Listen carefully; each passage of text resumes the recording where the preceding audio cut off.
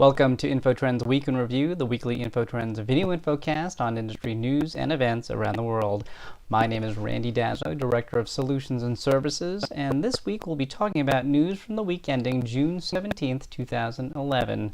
In this Week in Review, you'll hear stories on new HP management changes, the security segment, and announcements from Xerox's Analyst conference.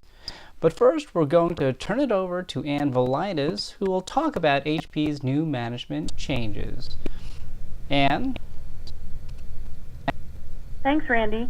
This in from the HP newsroom. HP last week announced organizational changes that will more closely align its corporate structure with the strategy it announced back in March. The organizational changes will increase transparency for these business functions relative to the company's strategic roadmap, sharpening the executive team's focus on customer-facing businesses and positioning HP for the opportunities it sees in the market. First, we have Ann Livermore being elected to the HP board.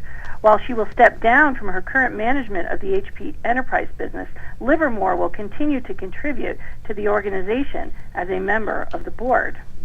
To effect a smooth transition, Livermore will continue to serve as interim lead for HP Enterprise Services and sponsor certain key accounts until a new services leader is named. Dave Donatelli, Executive Vice President, Enterprise Servers, Storage, Networking, and Technology Services, and Bill Vait, Executive Vice President, Software, will now report directly to Leo Apotheker. Similarly, Jan Zadak, Executive Vice President for Global Sales, also will report to Apotheker, facilitating efforts to better leverage the full HP portfolio to deliver integrated solutions for customers and partners. As part of the realignment to improve the company's focus on customer-facing businesses, HP will streamline its administrative operations. HP will eliminate the Chief Administration Officer role and broaden the role of its Chief Information Officer. As a result, Pete Bozian, Executive Vice President and Chief Administrative Officer, is leaving HP effective immediately. The functions that make up that organization will be subsumed within other parts of HP. In addition, Randy Mott, Executive Vice President and Chief Information Officer, is leaving HP effective immediately also. The company will conduct a search for a successor. Back to you, Randy. Thanks, Ann. Next, we have Shelley Ortelt, Research Analyst for this week's Security segment. Shelley?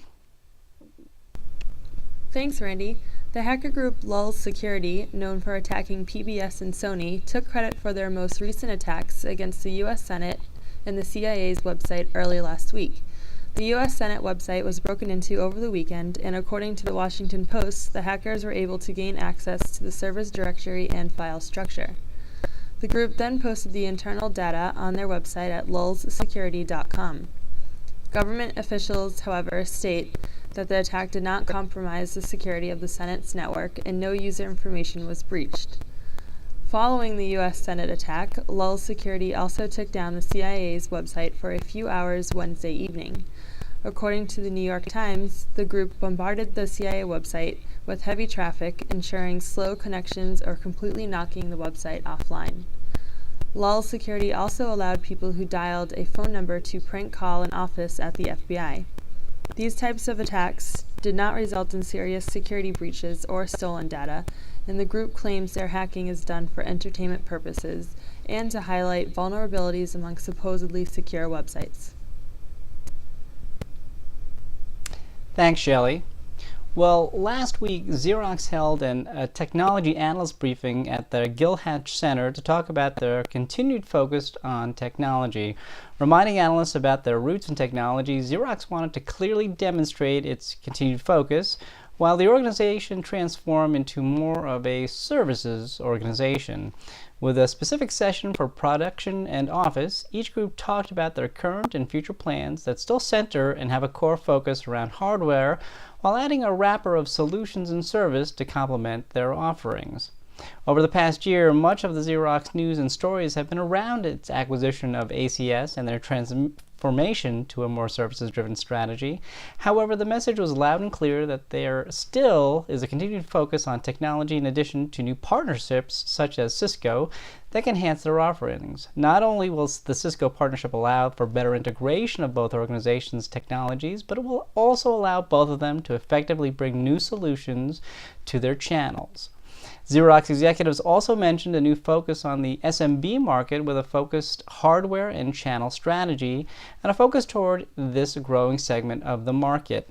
In addition, Xerox also went over the specifics of their strategy and tools of their channel MPS program, Zero Partner Print Services, or XPPS. In the end, Xerox provided a good indication that they were still committed to technology as it also grows its solutions and services business. Lastly, last week, Nuance closed and completed its acquisition of Equitrack, and IBM turns 100. This is Randy Dazzle with this week's InfoTrends Week in Review.